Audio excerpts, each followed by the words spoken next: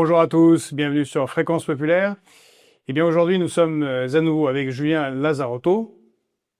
Merci Toujours ça, Voilà, c'est bien. Parce que exactement. parfois je confonds les O et les A. Lazarotto, magnifique nom.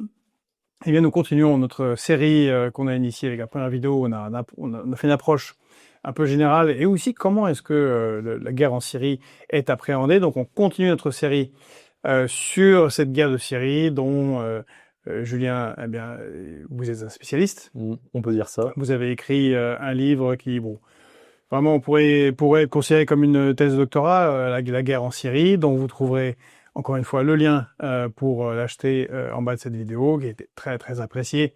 Alors qui n'a pas encore rencontré un grand public parce que c'est fouillé, c'est détaillé, mais ça vaut vraiment le coup. Par contre, avec un grand succès auprès des spécialistes, et ce qui montre la qualité de ce travail, et donc on vous restitue un peu, une partie en tout cas, dans ces vidéos. Alors la dernière fois, on a fait une introduction générale, et aujourd'hui on va parler bien d'un personnage important de ce conflit, un peu celui qui a gagné, on peut considérer pour le moment, Effectivement. Al-Shara. Oui. Son nouveau nom, ancien Al-Joulani, vous allez nous expliquer tout ça, Effectivement. qui actuellement est président en costume, en cravate, de la Syrie. A handsome guy, strong man, comme l'a dit Donald Trump, Oui, qui l'a effectivement. reçu. Et puis notre président Emmanuel Macron l'aime bien aussi, il a fait des papouilles dans, un peu comme Sarkozy faisait avec Bachar al-Assad, des papouilles dans les jardins de l'Élysée. Et alors que c'est un personnage qui a un parcours un petit peu djihadiste, hein, quand même, pour Oui. qu'on puisse dire, qui s'était félicité des attentats au Bataclan, qui ont dit qu'à une époque, il se serait vanté d'avoir décapité des soldats américains. Je sais pas si c'est vrai, mais enfin bon. Et c'est quelqu'un qui nous vient d'un mouvement Al-Qaïda, de l'État islamique. On va en parler, mais avant tout, qu'est-ce qu'on peut dire un peu de ce djihadisme syrien? Oui, alors je pense qu'effectivement, ce n'est pas une mauvaise idée de faire un point sémantique ou, si on préfère, utiliser des mots un peu moins pompeux, un point de vocabulaire sur ce qu'est le djihadisme, parce que c'est typiquement ce genre de terme qui est utilisé comme insulte ou pour dévaloriser les gens qu'on n'apprécie pas, et qui est un peu, je sais pas s'il est galvaudé, mais enfin, tout le monde a un peu sa propre définition. Dès qu'il y a quelqu'un, il y a une sorte de barbu qu'on n'apprécie pas trop, on le qualifie de djihadisme, enfin de djihadiste. Alors, je dirais, et là je me base sur la définition qu'en donne Thomas Pierret, enfin je ne sais pas si c'est lui qui l'a donné, mais ça transparaît dans ses écrits, que le djihadisme, c'est une mouvance politique et idéologique qui est caractérisée par 3 idées principales. La première, évidemment, c'est l'islamisme. Mais l'islamisme, en quoi ça consiste? Eh bien, je dirais que ça consiste dans l'idée qu'il faut que l'islam ait une influence institutionnelle sur l'État et la société d'un pays musulman. Je précise bien institutionnel parce que c'est très important. Ce n'est pas parce que un chef d'État musulman participe à la prière du vendredi sur la télévision d'État qu'il serait considéré comme islamiste. Par exemple, Vladimir Poutine, bon, ça c'est dans un cadre chrétien orthodoxe, mais il lui est arrivé de participer à la messe de Noël, enfin à la orthodoxe, c'est divine liturgie plutôt, mais en tout cas l'équivalent orthodoxe de la messe de Noël, de Pâques, etc., retranscrit sur la télévision russe, et il y joue un peu le rôle de diacre ou de servant de messe, c'est-à-dire il tient des objets pour le patriarche Kirill, me semble-t-il, pendant la cérémonie. Eh bien, l'équivalent musulman de ça, ce ne serait pas un islamiste. Je dirais que pour que une personne soit caractérisée d'islamiste, il faut soit, dans un cadre par exemple chiite, que le clergé ait un pouvoir sur l'appareil d'État, exemple Iran, où le clergé, comme on l'a dit... Je vais le dire, ce que je dis très clairement, c'est pas juste être conservateur, Oui, pas seulement. c'est intégrer l'islam d'une manière ou d'une autre dans l'appareil d'État, Voilà. d'où la République islamique d'Iran. Oui, Ah. et où nous renvoyons évidemment les auditeurs à l'épisode que nous avons fait sur le sujet, mais où vous avez des représentants du clergé. Alors, est-ce que c'est le clergé en général ou simplement d'un courant idéologique? Bon, peu importe, mais en tout cas, vous avez des membres qui, en tant que membres du clergé, ont des droits de veto, par exemple, sur les grandes décisions politiques. L'équivalent dans un cadre chrétien, ce serait par exemple que l'archevêque de Paris ait un droit de veto constitutionnel sur les lois votées à l'Assemblée nationale. Ou alors que, avant qu'un texte passe en commission de loi, ils doivent être validés par la commission des évêques de France. Ça, c'est un pouvoir institutionnel. On parle pas d'une simple influence culturelle. On parle vraiment quelque chose qui est dans le où il n'y a pas de séparation. Bon, c'est pas de l'Église, mais de la religion et de l'État. Donc là, en fait, dans un cadre musulman, ce serait soit que, comme dans un cadre iranien, le clergé soit représenté politiquement au plus haut niveau, soit que le système de droit soit basé essentiellement sur la jurisprudence islamique traditionnelle. C'est-à-dire qu'en fait, cette idée, si vous voulez, que le droit, qui est une idée qu'on a depuis les Lumières, en fait, cette idée que le droit est l'expression juridique de la volonté populaire, et donc que le droit peut être voté par référendum ou via l'Assemblée nationale, un islamiste le rejetterait. Parce qu'il vous dirait le droit, c'est une extension de l'interprétation des textes religieux. Donc si par exemple le prophète de l'islam dit qu'on n'a pas le droit de prêter à intérêt, il faut que la loi civile se calque sur cette interdiction. Alors évidemment, il y a quelques subtilités parce que le droit musulman ne codifie pas tout dans une société humaine. Par exemple, le code de la route, il y a certains domaines, si vous voulez, qui sont laissés à l'appréciation en islam on dit du gouverneur. Donc en fait, en philosophie classique, on dirait du prince, enfin de l'État, et donc qui pourrait éventuellement être soumise à débat par des représentants publics. Mais l'essentiel du corpus de loi doit être, disons, fait par des juges qui sont des érudits religieux. Donc ça c'est une caractéristique typique de l'islamisme. Et donc forcément, les djihadistes sont des islamistes, mais ils ont d'autres caractéristiques. C'est-à-dire que ce n'est pas parce que quelqu'un pense qu'il faudrait que l'islam ait une représentation politique qu'il est djihadiste pour autant. Il faut qu'il y ait au moins deux autres caractéristiques. La première, c'est une perspective transfrontalière, on va dire. C'est-à-dire quelqu'un qui ne pense pas... Internationalisme. Oui, mais d'ailleurs, c'est assez amusant. C'est un peu comme les mouvements l'international ouvrière. Oui, exactement. Je sais qu'il y a la révolution dans tous les pays. Mais je sais qu'il y a des musulmans anglophones, des jeunes musulmans anglophones qui sont un peu, qui sont assez cultivés politiquement, qui comparent un peu. Oui, alors tel groupe djihadiste, c'est plutôt Staline, et puis tel groupe, c'est plutôt Trotsky, quoi. Bon, et vous avez des montages avec Staline, Trotsky habillés en djihadiste, en bref.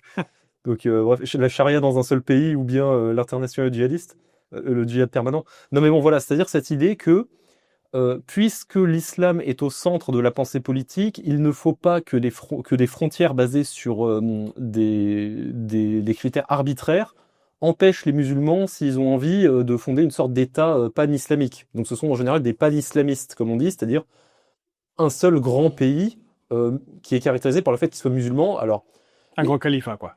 En général, proto-califat. C'est ça. En général, qui parle des frontières mouvantes en fonction de l'extension du calife. Alors ça dépend parce que ça dépend de la nuance, mais en général, oui, pour les djihadistes. C'est pas un pays qui a une limite ethnique.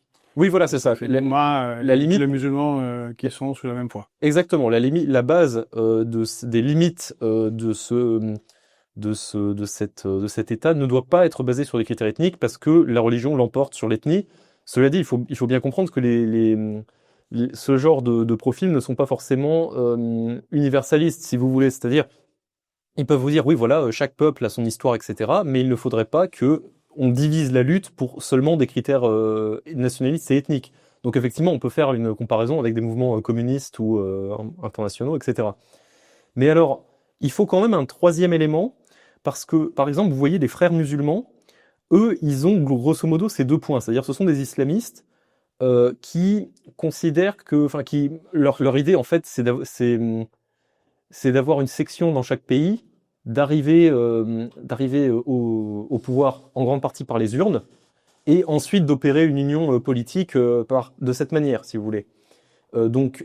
Mais on ne peut pas considérer, à mon avis, les frères musulmans comme des djihadistes. Ce sont des islamistes internationalistes, mais il faut un troisième élément pour le djihadisme, c'est que la source de légitimité politique qu'ils revendiquent, c'est-à-dire que ces gens-là, si vous voulez, se considèrent comme une avant-garde militaire qui est en quelque sorte élue par Dieu. Et donc, la raison pour laquelle ils méritent de gouverner le califat, c'est parce qu'ils ont en quelque sorte leur lutte armée à prouver leur dévouement et la faveur de Dieu, si vous voulez. C'est un peu une conception d'aristocratie militaire de droit divin. Alors que les frères musulmans, par exemple, ils vont vous dire on peut élire pas les représentants législatifs, on va pas élire des gens pour voter des codes de loi, mais on peut élire des représentants politiques, des administrateurs, si vous voulez. C'est-à-dire le maire de votre quartier, vous pourriez très bien l'élire. C'est-à-dire, historiquement, dans l'islam, vous pouvez dire que les conseils tribaux à l'époque du prophète, c'est pas une proto-démocratie, mais c'est un forum un peu au sens gréco-romain. Donc vous avez certains islamistes qui vous disent il faut quand même, pour arriver au pouvoir, un certain assentiment populaire. C'est pour ça que, par exemple, pendant la guerre syrienne, vous avez des factions islamistes, mais pas djihadistes, qui reprenaient les couleurs de la Syrie sur leur emblème. C'est-à-dire que les drapeaux qu'ils utilisaient, ils étaient aux couleurs vert, blanc, noir, avec des motifs rouges, par exemple. Et ça, c'est très intéressant, parce que comme Thomas Piret le remarque, pour un djihadiste, donc pour lui, si vous voulez, le seul critère de légitimité politique, c'est moi, j'ai passé 10 ans à faire le djihad pendant que vous étiez sur votre canapé, en gros.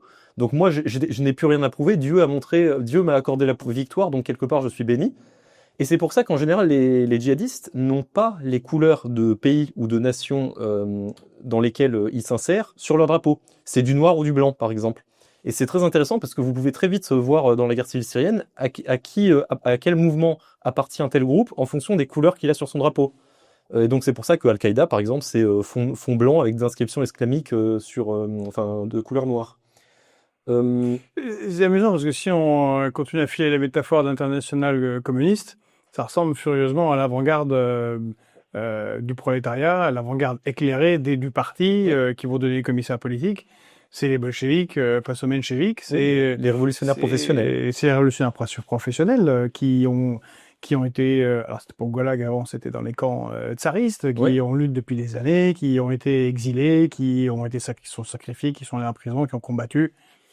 Et puis qui applique, j'imagine, également une logique de le parti se renforce en s'épurant. Oui, exactement, tout à fait. Matinée d'un petit côté calviniste, Dieu nous a choisis, donc on mérite de. Oui. On a fait les efforts, mais en plus on est choisi par Dieu, quoi. Mais d'ailleurs, c'est très intéressant que vous le disiez parce que d'après Thomas Piret, l'un des premiers mouvements véritablement djihadistes, c'est un mouvement qui utilise littéralement la traduction arabe du terme avant-garde. C'est-à-dire, je crois que c'est Tazkiyat. C'est-à-dire que les premières générations de djihadistes ont probablement lu Lénine et s'en sont inspirés. Bon, évidemment, de nos jours, c'est pas le cas, mais c'est-à-dire que parce que c'était dans la guerre froide, c'est fin des années 70, début des années 80. Donc le modèle de guérilla ou de prise de pouvoir léniniste, c'est quelque chose qui, à mon avis, voilà, il y a effectivement une filiation et c'est assez intéressant.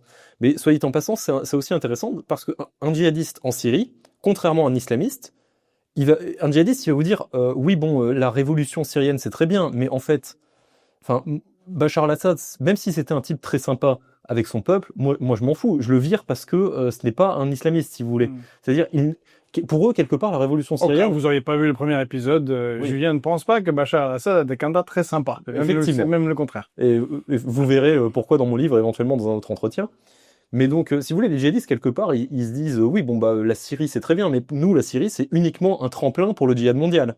Alors que, par exemple, un islamiste va vous dire, ah oui, nous, on est là parce qu'on protège le peuple syrien contre l'horrible tyran Bachar al-Assad. Et c'est intéressant, la question de différence sémantique.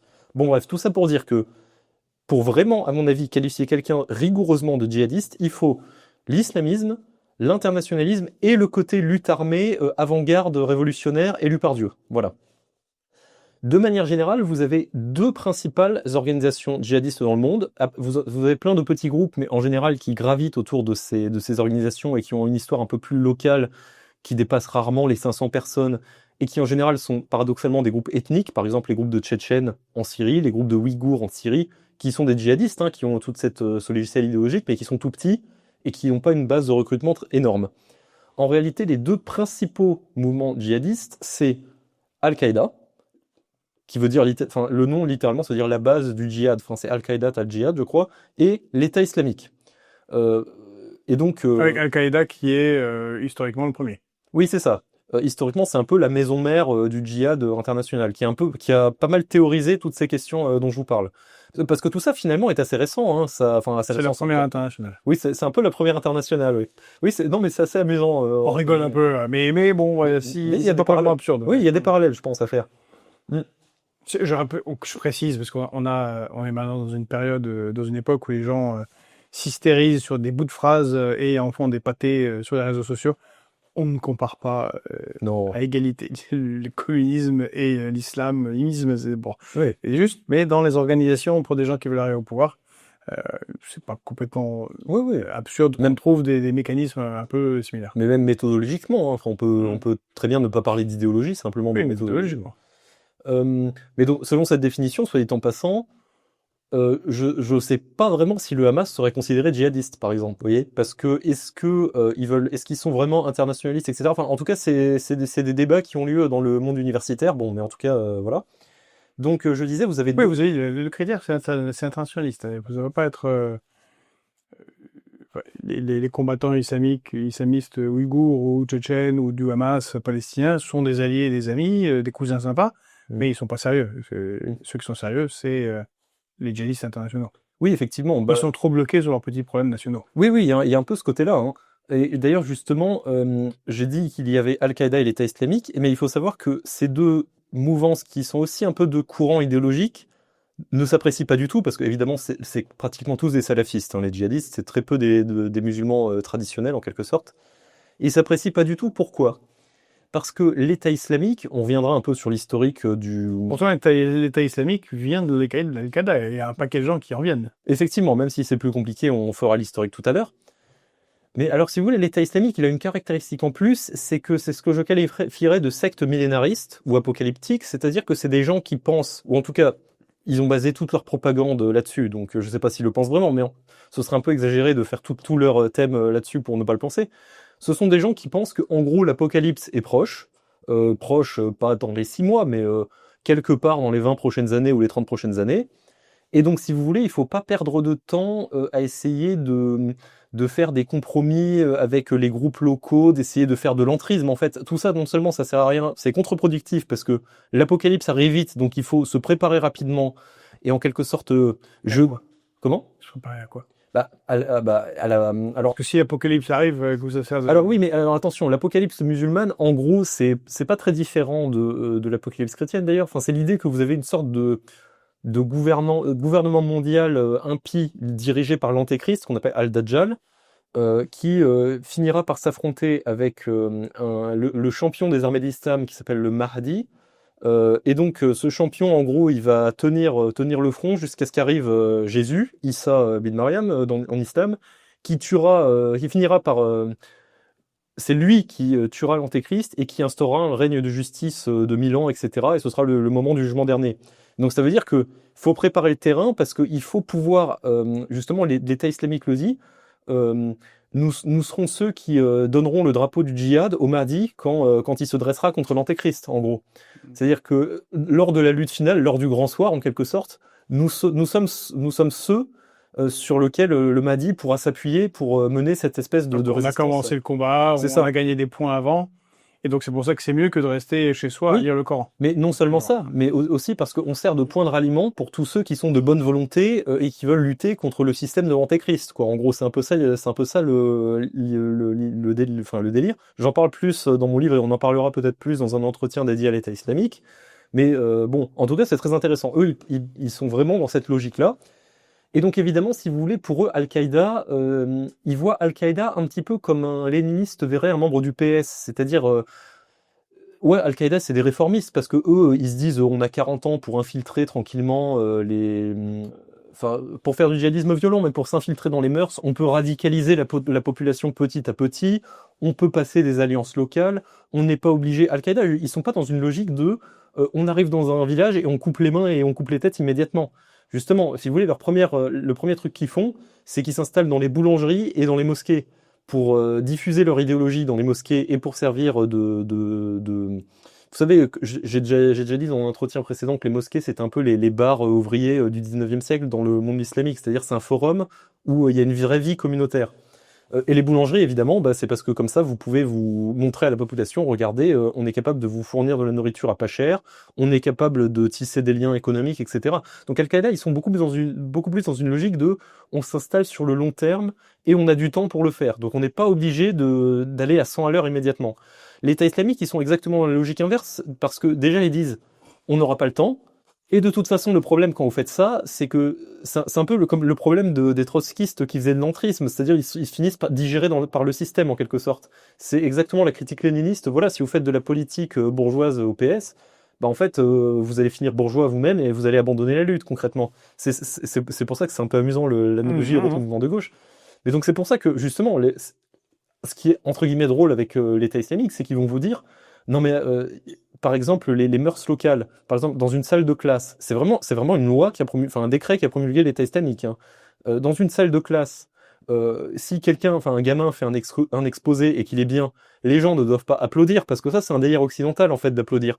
Ce qu'il faut c'est montrer son approbation de manière islamique. Donc en fait enfin, c'est un truc typique du monde musulman, c'est-à-dire il y a quelqu'un qui dit takbir. Et takbir, c'est une incitation à louer la grandeur de Dieu. Donc, quand quelqu'un dit takbir, on lui répond Allahu Akbar.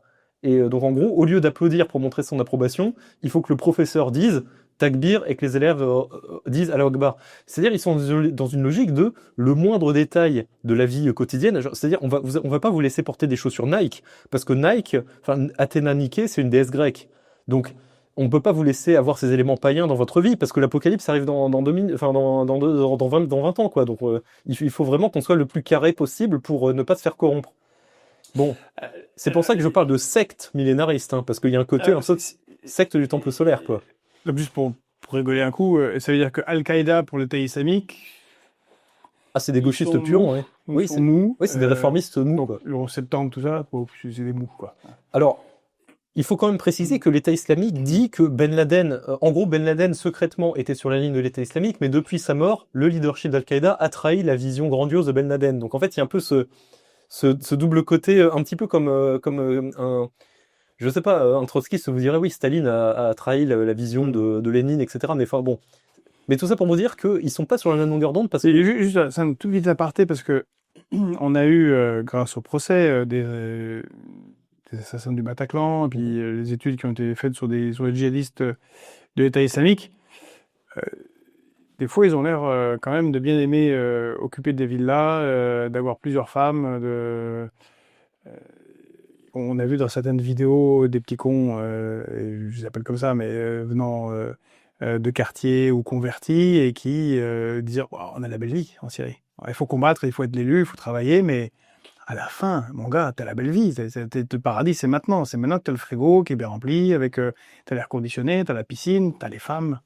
Oui, parce que c'est pas très très monastique comme ambiance. Non, parce que si vous voulez, déjà l'État islamique considère que bon, on en parlera sans doute dans un autre épisode, mais la communication de l'État islamique, c'est on va créer une contre-société, un contre-modèle de société à la modernité occidentale qui est radicalement différente culturellement. C'est une vraie révolution copernicienne. C'est-à-dire, comme je vous ai dit, Nike, on vire parce que c'est païen. Les applaudissements, on vire parce que c'est païen. Reebok, un peu. Comment? Reebok, c'est possible. Je sais pas. Mais en tout cas, la technologie. Reebok, si c'est le problème du dieu, mais c'est la forme des chaussures, ça va, non? Oui, c'est possible. Non mais parce que faut faire attention parce que des fois c'est très précis le côté pointillé où ils sont.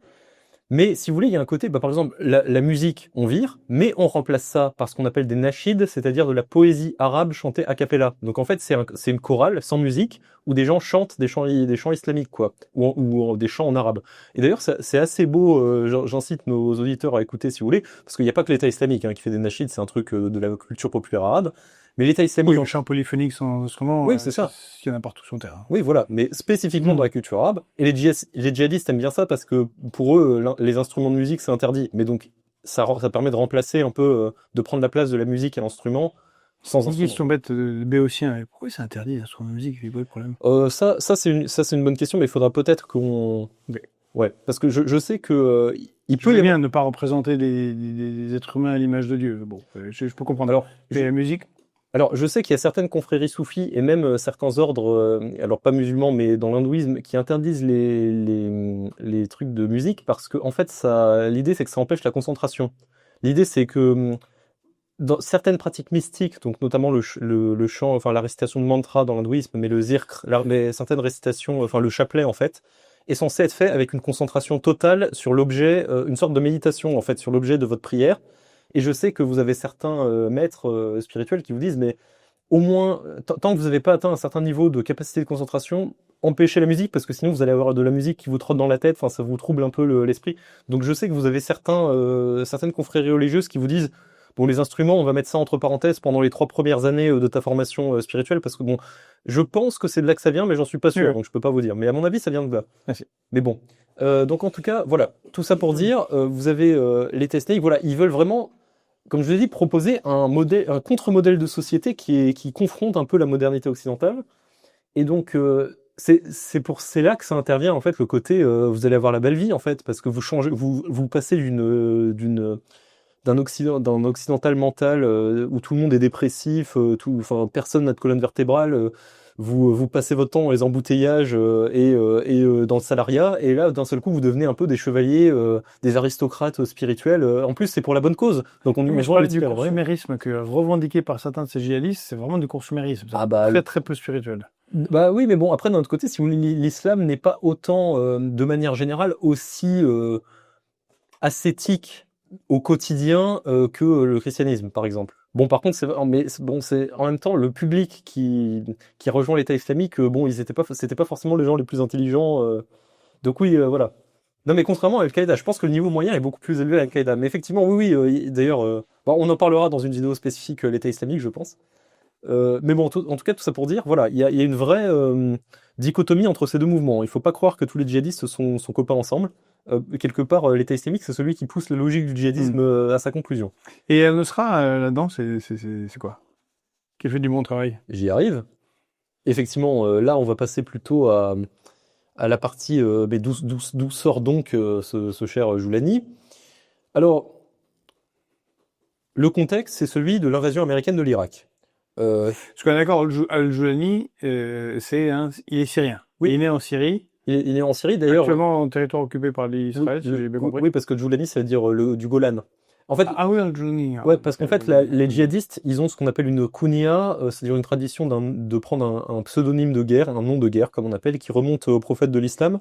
Et en gros, en général, la manière dont c'est construit, c'est vous donner le nom de votre enfant, enfin, Abu Mohamed, par exemple, ça veut dire père de Mohamed. Donc, si vous avez un enfant, en général, c'est Abu et le nom de votre enfant. C'est pas obligatoire, mais en général, c'est le cas. Et ensuite, Al, machin, c'est l'endroit d'où vous venez. Donc Al-Joulani, ça veut dire du Golan. Mais par exemple, vous avez les djihadistes britanniques, c'était Al-Britanni, par exemple. Abu Machin Al-Britanni. Et je crois qu'en France, c'est Al-Frankawi, par exemple. Abu Machin Al-Parisi. Voilà, par exemple. Et bon, et par contre, son vrai nom, du coup, son nom de naissance, c'est Ahmad Hussein Al-Shara'a. Et sa famille, c'est pas n'importe qui, hein, c'est de la classe moyenne supérieure de la Syrie baathiste. Il y a un de ses oncles, bon, qu'il appréciait pas trop, mais qui a été vice-président de la République syrienne sous Hafez al-Assad. Je veux dire, c'est un strapontin, hein. Le vice-président n'a pas de pouvoir en Syrie parce que bon, on y reviendra ultérieurement. Ouais, enfin, il mange bien quand même. Oui, il mange bien quand même. C'est pas n'importe qui. Al-Joulani, c'est pas un pauvre petit prolétaire qui destitué, qui débarque comme ça d'une part. Mais bon, le contexte, c'est celui du djihad en Irak. Les Américains renversent Saddam Hussein, qui crée un énorme appel d'air pour tous ceux qui veulent partir faire du djihad à l'époque. Et on rappelle que on va faire très vite. Les Américains, en prenant le contrôle de l'Irak, font une erreur, une de leurs nombreuses erreurs colossales, c'est de décider que toute l'appareil d'État baathiste irakien doit aller à la trappe. C'est Bremer qui faisait ça. Ce qui ne s'est jamais fait. Ouais. Même le Troisième Reich, on a gardé une grande partie et les Soviétiques, quand ils ont pris le pouvoir, ils ont gardé une grande partie de l'administration tsariste, parce que vous bien faire tourner la boutique et que les gens savent comment faire tourner. Donc là, on balaye tout le monde. En plus, tout un tas de clans qui sont interdits d'accès au pouvoir. Et donc, on jette des gens compétents dans les bras d'Al-Qaïda en Irak, qui se mélangent dans les prisons un petit peu, et d'où naît l'État islamique. Entre autres. Et d'ailleurs, nous renvoyons nos auditeurs à l'épisode qu'on a fait sur l'Irak, qui est plutôt tourné milice chiite. Mais du coup, là, vous avez l'autre côté de l'histoire. Alors, ce qui se passe, c'est que vous avez un certain nombre de groupes djihadistes qui passent en Irak, dont, alors j'ai oublié le nom exactement, mais le nom en français, c'est l'Assemblée pour le monothéisme et le djihad, donc qui est d'un certain Abu Musab al-Zarqawi. Ouais. Et alors, si vous voulez, le délire apocalyptique de de l'État islamique, ça vient de lui et de quelques autres en particulier. Alors, ce qu'il faut savoir, c'est que, et c'est là que je demande à nos auditeurs de bien suivre, parce que c'est un peu compliqué. Zarqawi fait son groupe en Irak et ça devient rapidement le groupe le plus actif, puissant et efficace de l'Irak. Et c'est à ce moment-là, si vous voulez, que Al-Qaïda, la maison mère d'Al-Qaïda, remarque ce djihadiste al-Zarqawi et les deux se disent, est-ce qu'on ne ferait pas un partenariat? Est-ce que, monsieur al-Zarqawi, votre groupe ne serait pas absorbé par Al-Qaïda? C'est-à-dire que c'est important, parce que Zarqawi, ce n'est pas un membre d'Al-Qaïda à la base, c'est quelqu'un qui accepte d'être absorbé par Al-Qaïda. Pourquoi? Parce que le 11 septembre a donné une énorme street cred, comme on dirait, à Al-Qaïda parmi les groupes djihadistes. Donc, Aura. oui, une aura, c'est the place to be en quelque sorte, si vous voulez. Si vous êtes un djihadiste avec de l'ambition, vous avez envie de bénéficier du prestige lié à Al-Qaïda. Et donc Al-Qaïda se dit, bon, on n'a pas de filière en Irak, les Américains sont un peu en train de nous étriller en Somalie et en Afghanistan, ce qui est vrai en 2001, 2002, 2003. Donc ils se disent, échange de bons procédés, on fait de Zarqawi le chef de notre branche irakienne, et lui, il nous prête allégeance. Mais il faut bien se rendre compte, encore une fois, que du coup, ce qui deviendra l'État islamique, c'est un corps étranger qui n'est pas dissous à l'intérieur d'Al-Qaïda. C'est une sorte de blob qui est absorbé par un autre blob, mais qui reste entier. Pourquoi c'est important? Parce que, bon, il se passe un tas de péripéties en Irak que nous n'allons pas développer, mais en 2011 commence le conflit syrien.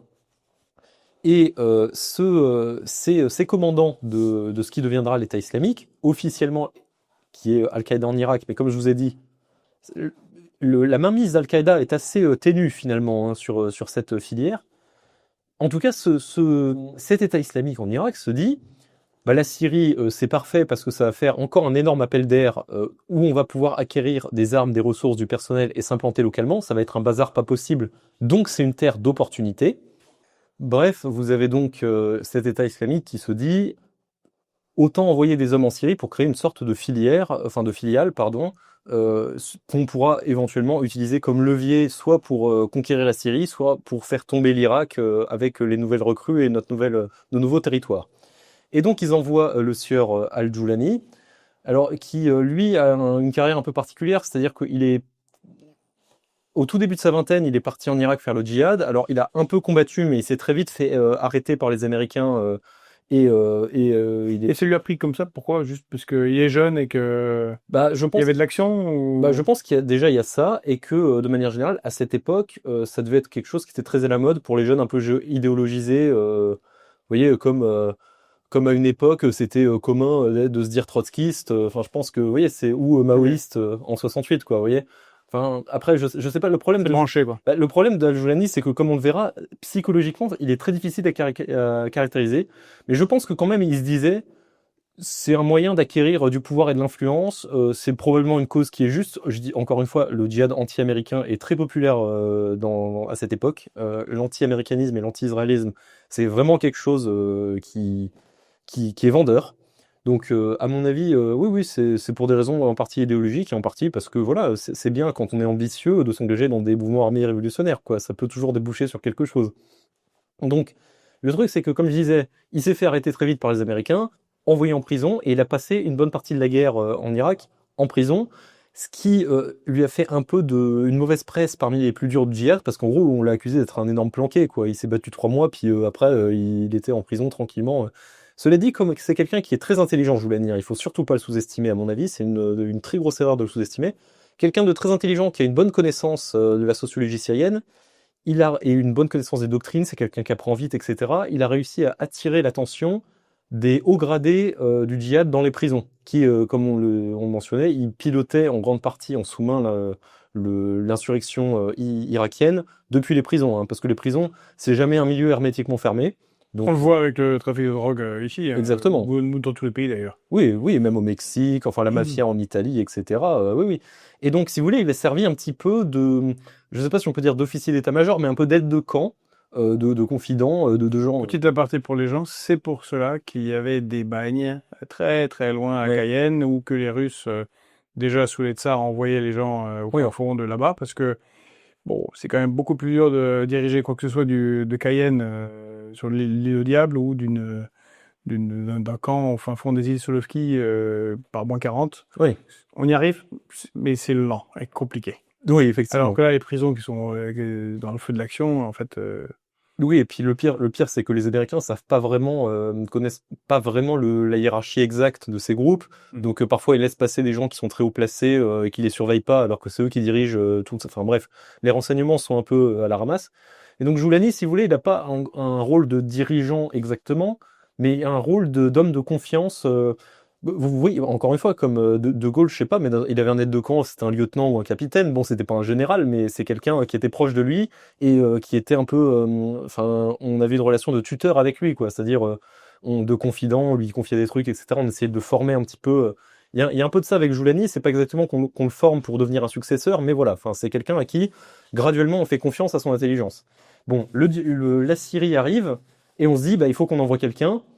Ça paraît être la personne toute trouvée, donc on prend Joulani, on lui adjoint 4 ou 5 djihadistes durs et bien formés au fait de créer des groupes, et il passe la frontière en août 2011, c'est-à-dire moins de 5 mois après le début de la révolution syrienne. On n'est pas encore en situation de guerre civile, hein. C'est un peu, on est encore à la période de la Syrie où c'est un peu gilet jaune x10 dans le pays, mais c'est Ouais, pas... ça tirait à Homs sur la population. Oui.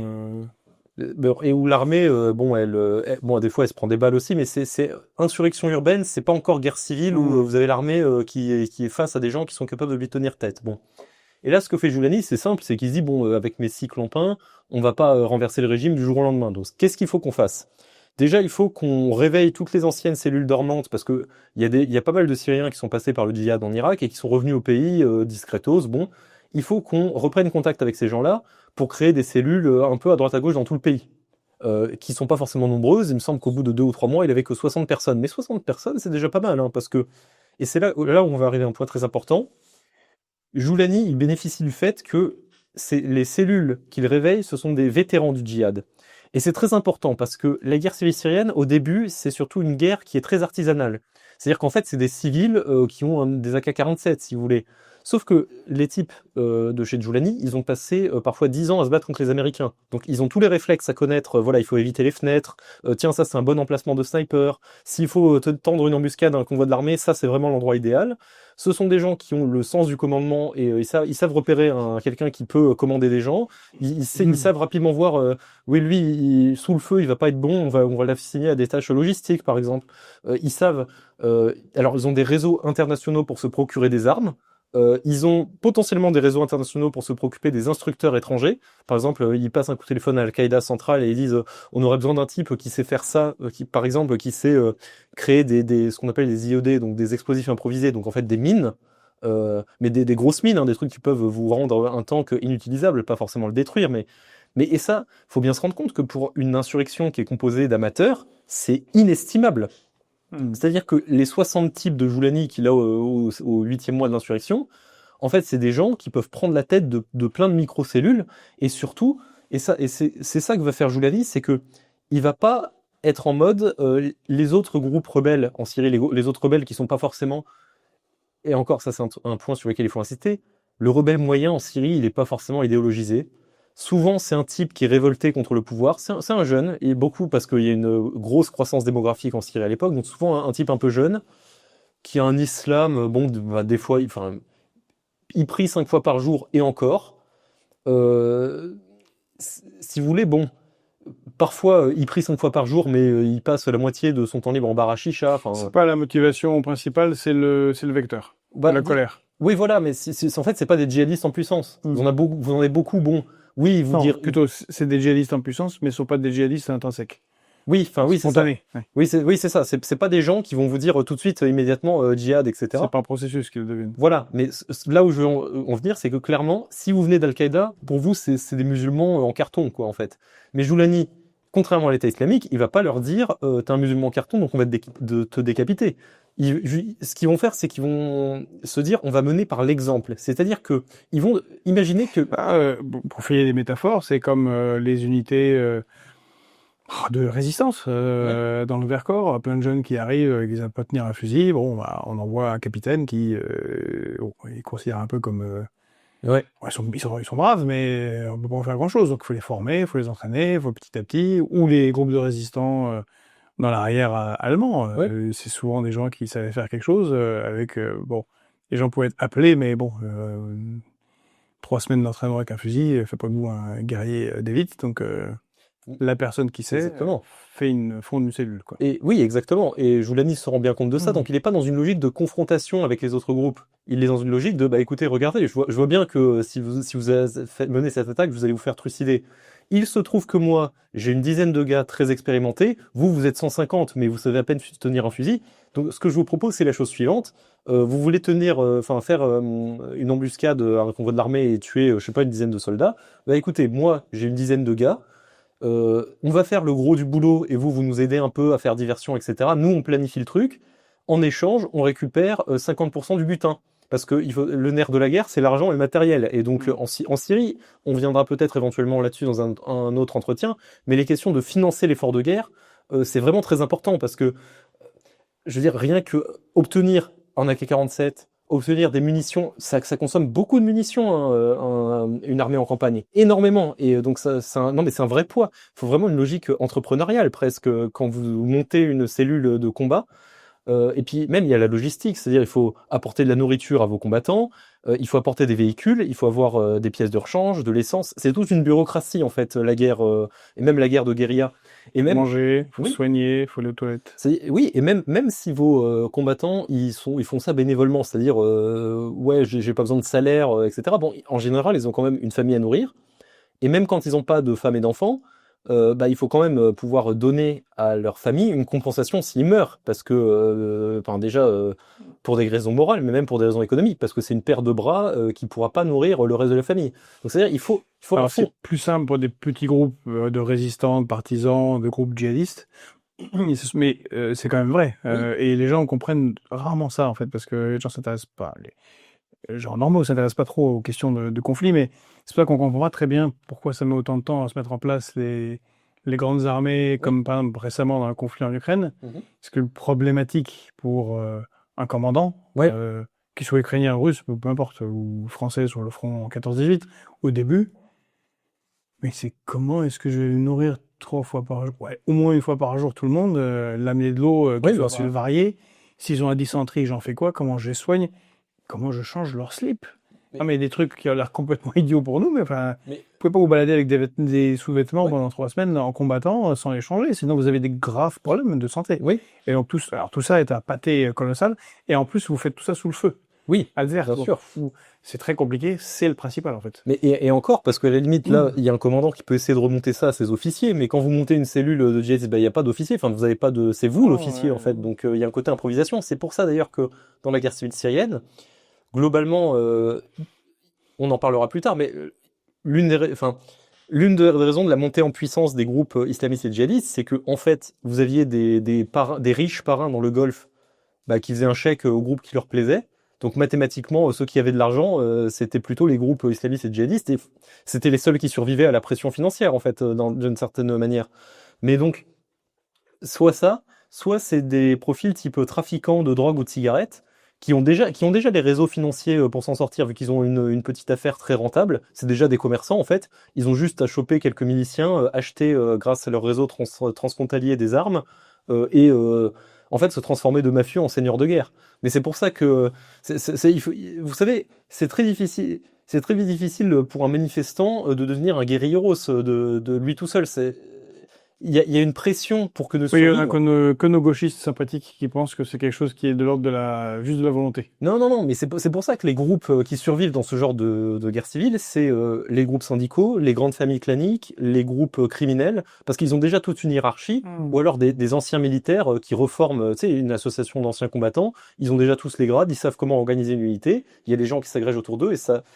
Bien sûr. Mais c'est intéressant, et donc c'est comme ça que Joulani prend petit à petit le contrôle des autres qui savent pas faire, et lui il a des gens qui savent faire. Ça prend vraiment très longtemps parce qu'au début il n'a pas beaucoup de monde, mais en fait ce qu'il leur dit c'est que voilà, moi il vend un peu son expertise, il dit grâce à mon expertise, je m'allie pas formellement avec vous parce qu'il veut pas, en tant que puritain du djihad, il peut pas s'allier avec des salles non islamistes en quelque sorte. Mais il est pas dans une optique de confrontation, il est dans une optique de écoutez, vous avez besoin de ça, moi j'ai les hommes pour le faire, j'ai l'expertise pour le faire, pour confronter l'armée en face. Juste ce que je demande, c'est que comme c'est moi qui fais la moitié du boulot, même si on n'est que 10% en termes de chiffres, c'est moi qui ai la moitié du butin.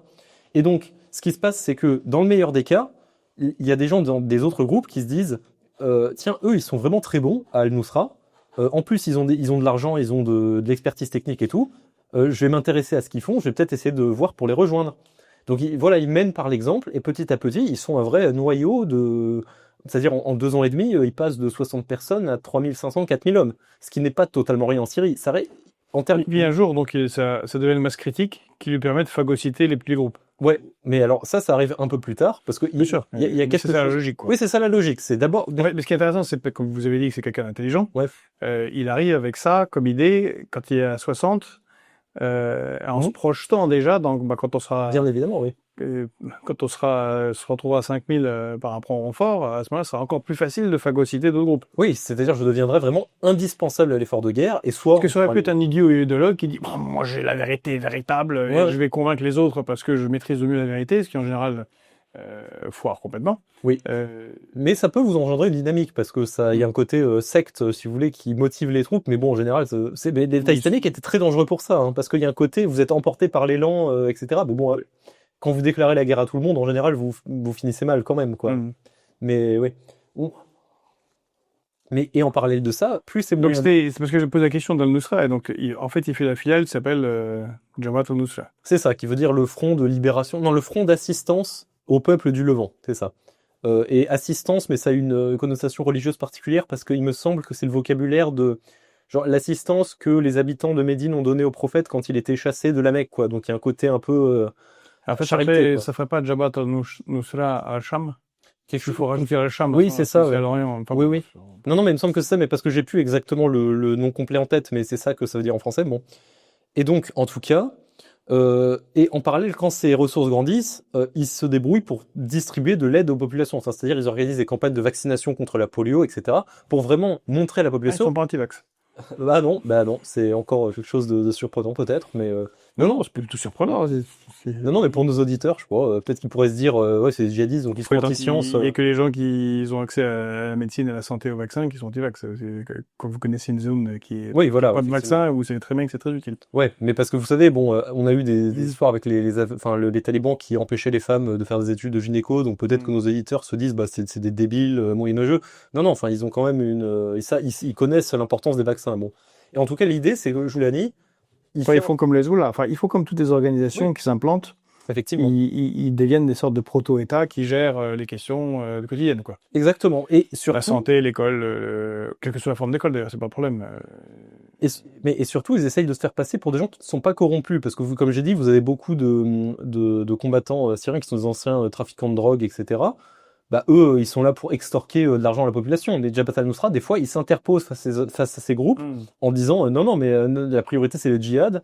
Et si tu continues de faire ça, tu vas affamer la population. Et nous, on va pas te laisser affamer les Syriens. Donc, en fait, si tu continues, on va te casser la figure, quoi.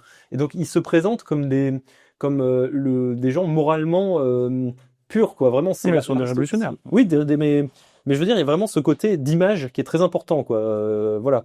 Bon. Alors, sauf que cette stratégie, alors c'est pas qu'elle rencontre un problème, mais elle rencontre le problème du contexte, qui est que, comme je vous ai dit, Jabhat al-Nusra, c'est la filiale de l'État islamique.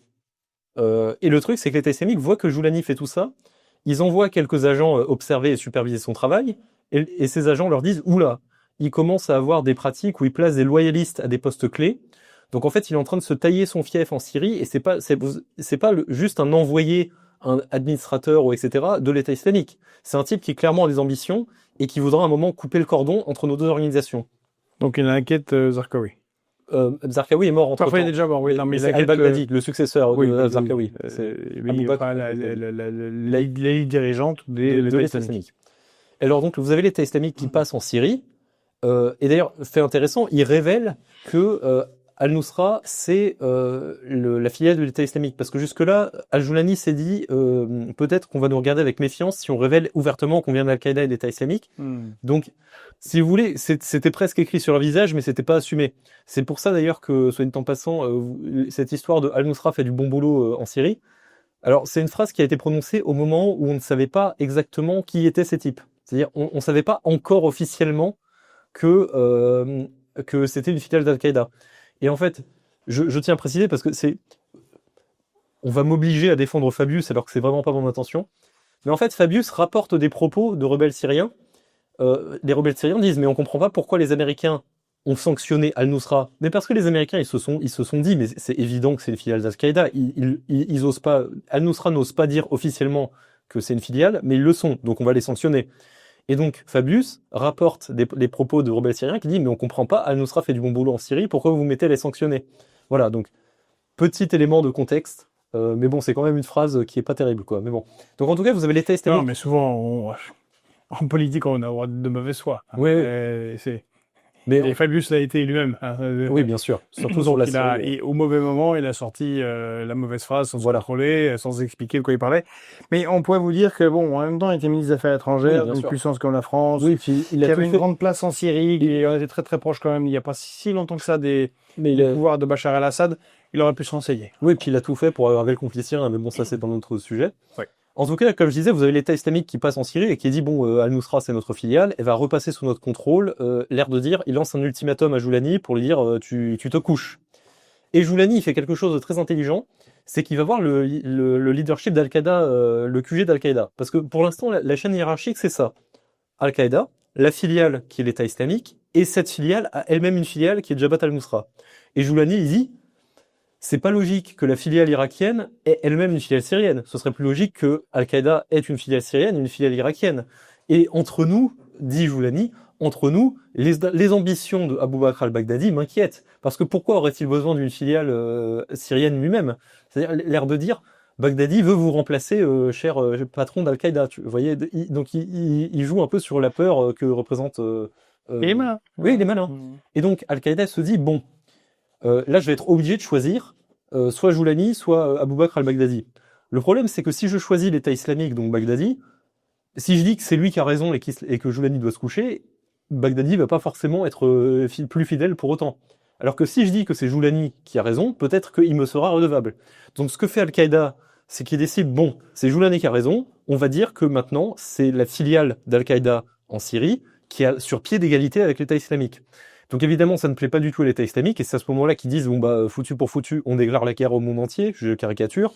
Mais en tout cas, ça fait une scission interne chez Al-Nusra. Les plus radicaux partent chez l'État islamique, et il perd, je sais pas, un tiers à la moitié de ses combattants, surtout les combattants étrangers.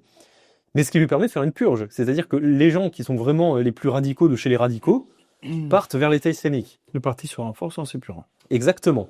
Donc là, on arrive en 2013, mais donc il se reconstruit et continue cette logique de s'établir comme le groupe incontournable de la rébellion syrienne. Et là, bon, on va pas faire tout le déroulé. Ceux qui s'y intéressent à cet aspect-là pourront s'adresser. Enfin, je vous réfère à mon livre. Mais en tout cas, on arrive en 2016. Et Joulani, déjà, il est passé de nobody à chef d'Al-Qaïda en Syrie. Mais il se dit, j'ai quand même une hiérarchie, et c'est dommage, parce que j'ai quand même quelqu'un au-dessus de moi qui peut, en théorie, m'éjecter. Et donc il se dit, comment est-ce que je pourrais faire pour me détacher de cette tutelle hiérarchique? Ce qu'il va faire, c'est qu'il va... Alors, c'est un peu compliqué parce que c'est vraiment de la manipulation. Il a manipulé tout le monde à ce moment-là.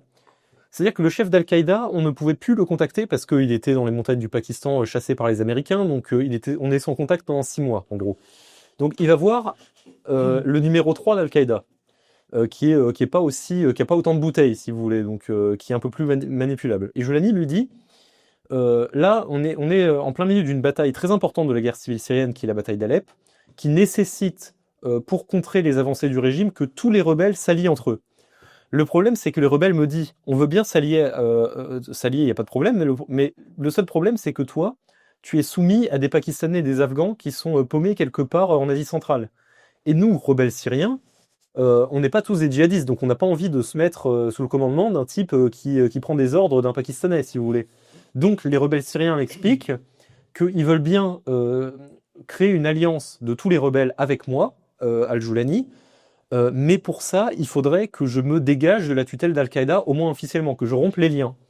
Est-ce qu'on n'a pas moyen de s'arranger? Je vous reste fidèle dans mon cœur et discrètement, mais officiellement, je fais une annonce. Al-Qaïda n'est plus mon patron. Et donc, ce numéro 3 d'Al-Qaïda dit ok, on va faire ça. Et donc Joulani, si vous voulez, il dit j'ai l'accord de la hiérarchie d'Al-Qaïda pour couper les liens avec Al-Qaïda, au nom d'une grande alliance avec les rebelles. Et évidemment, les vrais hiérarques d'Al-Qaïda qui reviennent 6 mois plus tard, ils sont furieux de ça, parce qu'ils comprennent très bien ce que Joulani est en train de faire. Mais sauf que le temps qu'ils reviennent et qu'ils se rendent compte qu'il a fait un coup de force, Joulani, il a commencé à absorber d'autres groupes de rebelles syriens. Donc, si vous voulez, il a créé... Ils sont devant le fait accompli. Oui, mais et ça, c'est ça qui est intéressant. Joulani va créer 2 autres groupes, enfin, un qui a une très courte durée vie, c'était Jabhat Fatah al-Sham, donc le Front pour la conquête du Levant, et le deuxième, c'est Hayat Tahrir al-Sham, donc qui est le comité de libération du Levant. Et vous savez, alors je ne sais pas si vous avez été à la France Insoumise, donc je ne sais pas si vous partagez cette analyse, mais il y a Pierre-Yves Rougeron qui disait que Mélenchon a tendance, quand il perd le contrôle d'une organisation, à la noyer dans une espèce de front d'organisation plus large. C'est-à-dire, il disait, quand il était plus satisfait des hiérarques du parti de gauche, il a créé la France Insoumise pour absorber en fait le parti de gauche et remodeler la hiérarchie interne en créant un nouveau mouvement. Bon, je sais pas si vous seriez d'accord avec cette analyse, mais en fait, c'est exactement ce que fait le Joulani, c'est-à-dire il crée une autre organisation qui absorbe d'autres groupes rebelles syriens qui sont convaincus de sa bonne foi, vu que ah oui, tu as vraiment coupé les ponts avec Al-Qaïda. Sauf qu'en créant cette nouvelle organisation, il peut redistribuer des postes de pouvoir à l'intérieur et il peut purger les loyalistes à Al-Qaïda pour mettre en place des gens qui sont loyalistes à lui. Donc si vous voulez, pourquoi je prends un peu de temps sur ça, c'est que la création de ce qu'on a appelé Hayat Tahrir al-Sham en 2017, qui est le nom que cette organisation a gardé jusqu'en 2024, c'est pas purement cosmétique. C'est-à-dire qu'il y a vraiment une stratégie on crée une sorte de front uni, de coalition des petits partis, un peu comme la NUPES ou le Nouveau Front Populaire, si vous voulez, et on utilise ce prétexte pour redistribuer les cartes en interne. Et il s'est écoulé 6 mois avant que les loyalistes à Al-Qaïda se rendent compte de la douille, si vous voulez. Et alors là, ils avaient été trop purgés en interne pour reprendre le pouvoir en utilisant les leviers de contrôle interne. Ce qui fait que une partie de ces cadres a fait une scission. Et donc vous avez tous les radicaux de Jabhat al-Nusra qui se sont séparés dans une micro-organisation qui s'appelle Ouras al-Din. Donc passons, ça c'est vraiment les détails de la guerre civile syrienne. Mais en tout cas, ce que je veux bien que nos auditeurs comprennent, c'est que Joulani, il a réussi à trahir l'État islamique pour Al-Qaïda, puis à trahir Al-Qaïda au nom de l'union avec le reste de l'opposition syrienne. Et soit dit en passant, c'est aussi vers cette époque, vers 2017, où il y a les plus fidèles à Al-Qaïda, justement, qui sont encore dans son organisation, qui ont des accidents malheureux à base de drones américains. Et il y a eu quelques articles du New York Times et du Guardian qui laissent penser que dès cette époque, Joulani s'est dit que fallait montrer patte blanche aux Américains pour pas se faire enquiquiner, en fait, pour montrer, regardez, j'ai vraiment abandonné le djihad global, regardez, je vous vends les noms des... Il est là-bas, il est caché sous le buisson, là. Exactement.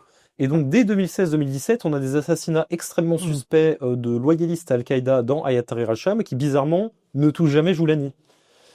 Et donc, si vous voulez, de fil en aiguille, de purge en remaniement, Joulani, en 2017-2018, se dit... Maintenant, j'ai ma base de loyalistes personnels qui est stable. J'ai réussi à atteindre une masse critique de 15-20 000 personnes. Donc en fait, on va vraiment y aller au frontal avec les autres groupes rebelles et les bully, enfin genre les intimider, et leur dire « vous vous soumettez ou on vous détruit ». Et donc ils passent les 2 prochaines années, 2017-2019, enfin 2017-2018-2019, à éclater un par un tous les groupes rebelles survivants qui soit passent sous la houlette de la Turquie, soit se soumettent à lui. Et donc, ça, c'est l'époque où il est à Idlib. Oui, et donc il devient un peu le dirigeant incontesté d'Idlib. Qui en fait est le dernier réduit rebelle. Réduit, en fait. Avec les territoires contrôlés directement par les Turcs. Mais c'est les derniers... Ouais, mais c'est les Turcs le soutenaient quand même. En fait, ils ont... ils étaient... il y a eu du matériel qui passait, quoi. Oui, mais parce qu'en fait, c'est ambivalent parce que justement, les durs du djihad, ils étaient en mode « Non, mais on va quand même pas collaborer avec un État laïque, membre de l'OTAN. » Ça, c'était un vrai débat en interne à Jabhat al-Nusra. Et sauf que de purge en purge, Joulani, en fait, si vous voulez, il jouait sur le double tableau. Il disait « Oui, mais vous savez, on collabore pas vraiment. C'est juste que tous les deux, on est contre Assad. Donc finalement, on s'allie pas avec eux. C'est une alliance temporaire contre Assad. Mais vous inquiétez pas, on reprend le djihad dès que possible. » Et d'ailleurs, ça, j'avance un peu une question, mais est-ce que son inscription parmi les top terroristes mondiaux, est-ce que ça faisait pas partie d'une combinaison avec les Américains pour avoir, regardez, j'ai mon diplôme de très méchant chez les Américains, quand même, je regarde 10 millions. Je pense pas parce que Joulani... Comme il a fini, alors qu'il a donné, en plus, on sait pas, mais on peut supposer qu'il a donné quelques informations aux Américains, qu'il a montré patte blanche, comme vous avez dit. Comment il finit sur cette liste, Alors qu'il lutte contre Assad, Alors, qui est allié à la Russie. Pourquoi il finit sur cette liste de terroristes? il faut quand même voir que Joulani, la première fois où il montre son visage, il se montre dans une interview à visage découvert. La première fois où on a des photos de lui, c'est en 2016. C'est-à-dire qu'en fait, jusqu'en 2016, à mon avis, il n'était pas forcément contre de jouer la carte du djihad à fond si jamais c'était une carte féconde, si vous voulez. Donc il se disait, les Américains vont quand même vouloir me liquider parce que j'ai pas encore fait le basculement djihadiste into islamiste bon teint, si vous voulez. Donc moi je suis pas du tout de l'avis que Joulani était dès le début une créature des Américains. C'est plutôt à partir de 2016-2017 où il y a une convergence d'intérêts parce que Joulani se dit bon. Le djihad. Mais c'est à ce moment-là que justement qu'il rentre dans le. Ah oui. En tout cas, où que c'est public à ce point, parce que de toute façon, il n'y a pas de photo de lui avant. Enfin, il n'existait pas vraiment en réalité. Oui, mais juste, mon point, c'était justement qu'il n'existait pas parce qu'à mon avis, il craignait de se faire tuer par les Américains. En tout cas, mais parce que en fait, on peut dire. Pourquoi je fais cette précision? Parce que j'ai déjà entendu dire des gens. Il est passé par les prisons américaines, donc en fait, il était agent américain depuis 2006. C'est pas ça. Okay. Vraiment, je pensais que est-ce qu'à un moment donné, il s'est pas retrouvé dans une situation où il avait trop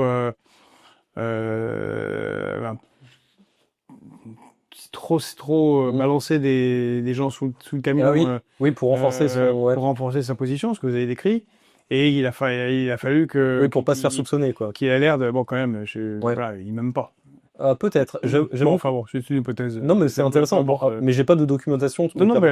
Alors tout ça, il n'y a pas de documentation. Enfin, à moins de forcer l'anglais, on va pas y arriver. Oui, mais cela dit, tout ce que je vous ai dit jusqu'à présent, c'est documenté. Oui. C'est pour vous dire que voilà, il y a certains aspects, c'est la déduction.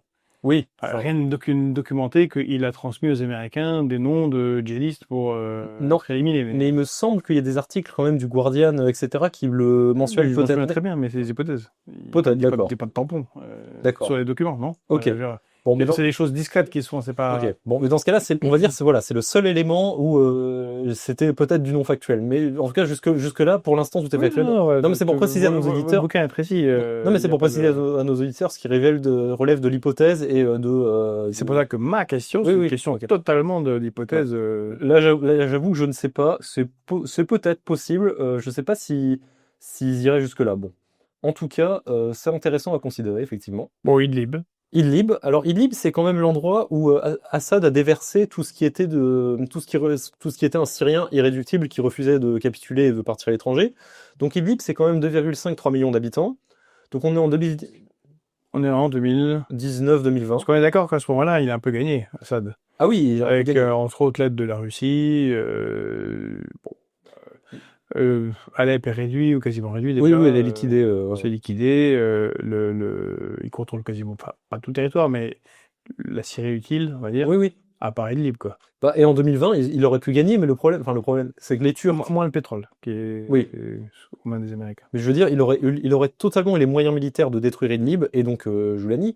Le problème, c'est que, si vous voulez, déjà la Turquie a passé les années 2017, 2018, 2019 à essayer de liquider Joulani en soutenant ses opposants à Idlib, mais sauf qu'il faisait plus le poids à ce moment-là. Mais je tiens à mentionner que la Turquie, jusqu'en 2019, a essayé quand même de lutter contre Joulani. Pourquoi ? Parce qu'elle voyait très bien arriver le coup, c'est que le deal avec les Russes, c'était le suivant. On liquide Joulani et on met des rebelles un peu plus présentables. Et en échange, Assad réintègre Idlib, mais en fait, c'est une zone sous condominium russo-turc où on peut envoyer tout un tas de réfugiés. Sauf que Joulani gagne le combat à Idlib, donc les Russes disent c'est hors de question qu'on laisse ce type... voilà, donc en fait, on va lui casser la figure. Lui casser la figure, en fait, ça veut dire expulser tous les résidents d'Idlib vers la Turquie, parce que, encore une fois, c'est des gens qui ont préféré aller à Idlib plutôt que de se rendre au régime, parce que encore une fois le régime est pas terrible, c'est pas un type très sympathique. Donc ça veut dire que si le régime reconquiert Idlib, c'est encore 1,5 million, 2 millions de réfugiés en plus en Turquie. Et donc c'est là où la Turquie dit stop. Bah écoutez, on s'était pas mis d'accord, parce que ça c'était les accords d'Astana-Sochi. Hein. On s'était mis d'accord sur le fait que j'essayais de liquider Joulani, ça a pas réussi. Mais on va pas vous aller plus loin parce que là on entre vraiment dans la ligne rouge de mes intérêts en tant qu'État, et ça c'est Erdogan qui dit ça.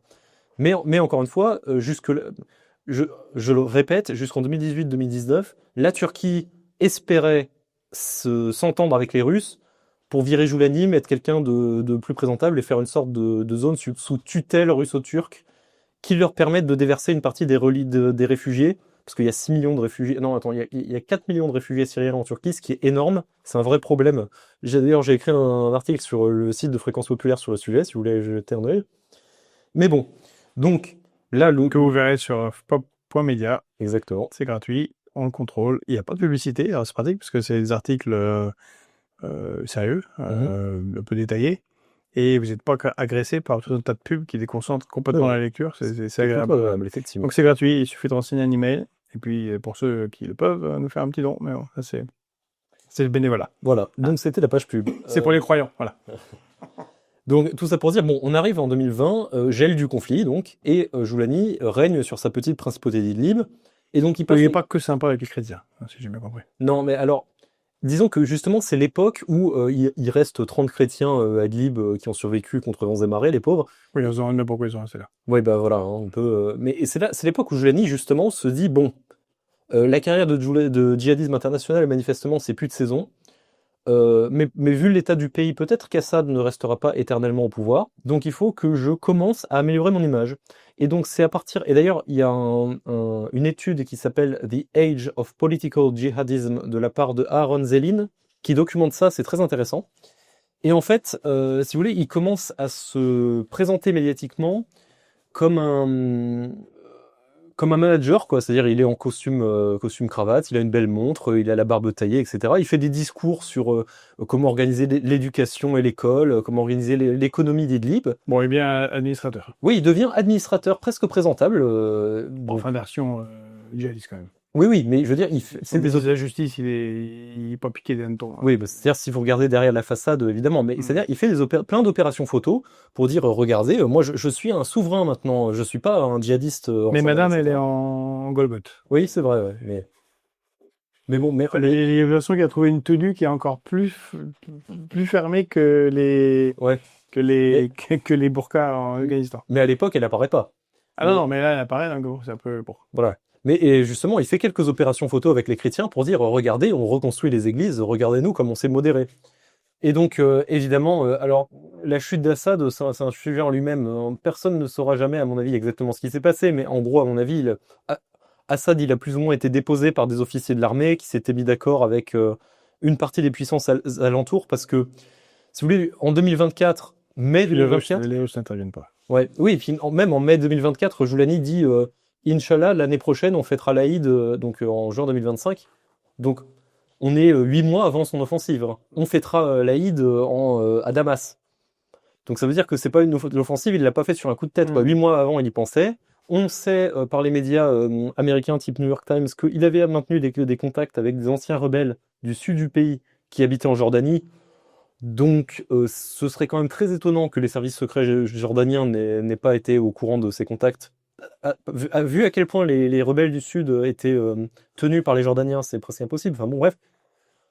Bon, je peux pas dire de certitude. À mon avis, ce qui s'est passé en 2024, Assad, c'est que, vu l'état du pays et le fait qu'il avait un peu lâché l'éponge, à mon avis, on y reviendra éventuellement dans un autre entretien, il a plus ou moins été déposé par l'armée avec l'accord des puissances internationales. Et Joulani c'est dedans. Alors moi, c'est une partie que je connais un peu mieux, et l'agacement des Russes. Oui. Parce que, bon, je suis tout ça avec attention, et je me souviens très très bien d'une interview de Lavrov, qui est plutôt un poker face de grand diplomate russe, et on interrogeait sur Bachar al-Assad, et on voyait l'agacement. Oui. Et il a dit publiquement, Bachar al-Assad n'a pas toujours suivi les conseils qu'on lui a donnés, ni la manière d'aborder les accords d'Astana, ni ce qu'il devait faire avec l'armée. C'est QFD. Oui. Et bon, après, j'ai compris, on m'a dit que bon, on va pas faire d'efforts pour quelqu'un qui fait pas lui-même les efforts nécessaires pour se maintenir en place. S'il comprend pas, on trouvera bien quelqu'un d'autre. Oui. Ce qui est le cas, parce que effectivement. On fait avec, disons, avec le Johnny. Mais du coup, effectivement, bon, on va peut-être pas passer sur cette partie parce qu'il y aurait tellement de choses à dire. Mais pour résumer, Joulani, comme vous avez vu, c'est quelqu'un qui est très retors politiquement et qui a le nez fin. Il a joué à diplomatie? Ah bah je sais pas, mais... parce que franchement, on dirait... Ah ouais, il pourrait, je pense. Oui, tout à fait. Et donc, la question maintenant, c'est pour ça que je vous ai dit, c'est très difficile d'anticiper ce que va faire Joulani, c'est que Ce type est un caméléon. Moi, je ne sais pas si Oui, c'est ce que vous avez mis dans principe. la préparation. C'est un caméléon. Je vais le lire parce que c'est un caméléon dévoré par l'ambition et la soif de pouvoir. Oui, bah je pense que quand on a dit ça, on a pas mal résumé la psychologie du personnage. Alors, je pense que ses opinions Ce qui est plus personnelles. pratique pour ceux qui dealent avec lui, surtout des chefs d'État. Oui. Alors que ce soit Poutine, Trump, Macron, peu importe. Bon, quelqu'un qui est dévoré par l'ambition et la soif de pouvoir, on comprend ce qu'il faut. Un idéologue, bon, c'est toujours c'est dangereux. Mais cela dit, Pas où vont les idéologues. ça ne veut pas dire qu'il n'a aucune opinion politique. Moi, je Attends, pense, c'est pas.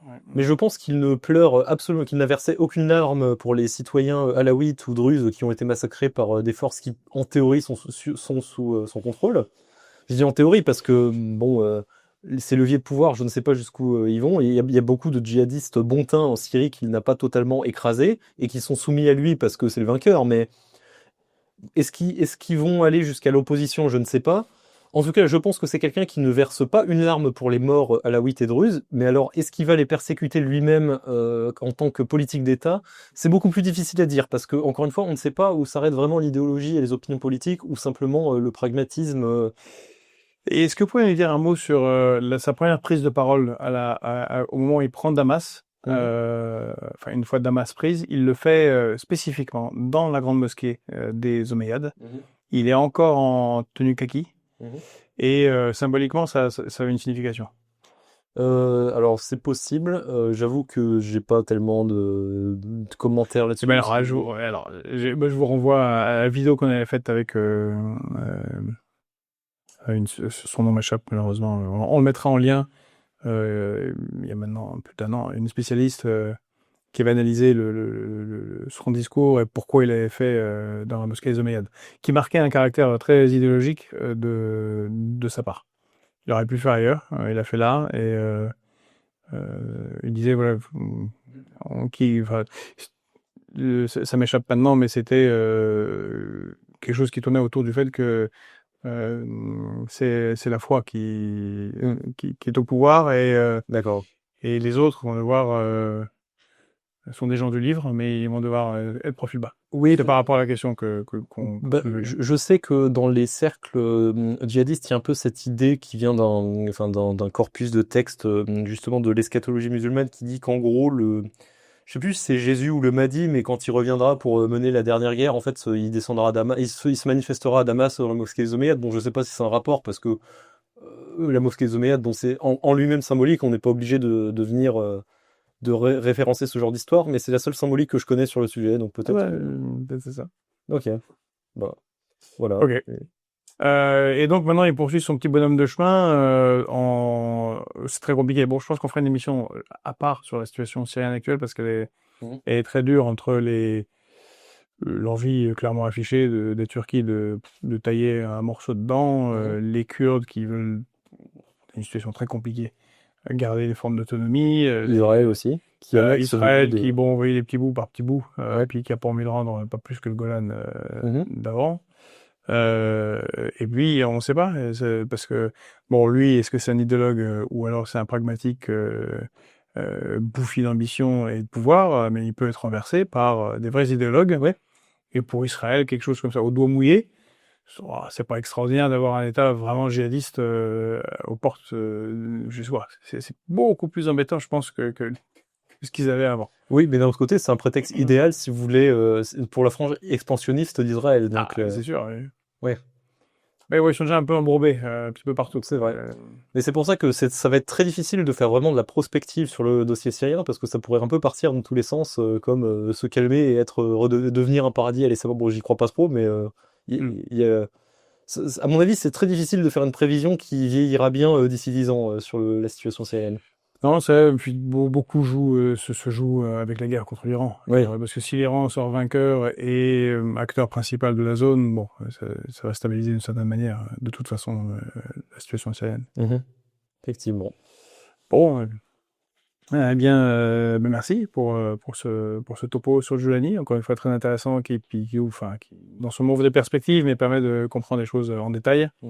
Donc c'est le deuxième épisode sur les guerres de Syrie, dont vous êtes un expert. On le rappelle, vous avez écrit La guerre en Syrie, qui est, encore une fois, dans description. la description, hein, la description de cette vidéo.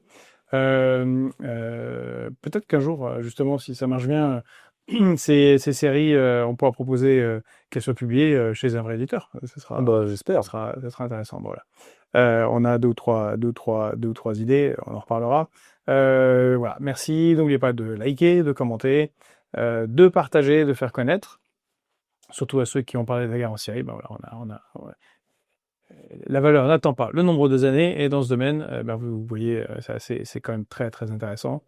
On vous renvoie au site fpop.media, notre portail numérique. Vous avez un premier article de Julien et quelques autres du reste de l'équipe et d'autres contributeurs. C'est gratuit, il suffit de renseigner un email, et pour ceux qui ont la possibilité, vous pouvez nous faire un don, c'est pareil, c'est dans la description de la vidéo, sur notre page Stripe ou Tipeee, et pour ceux qui payent l'impôt sur le revenu, eh bien c'est défiscalisé à 66%. On vous remercie et à très bientôt. Merci.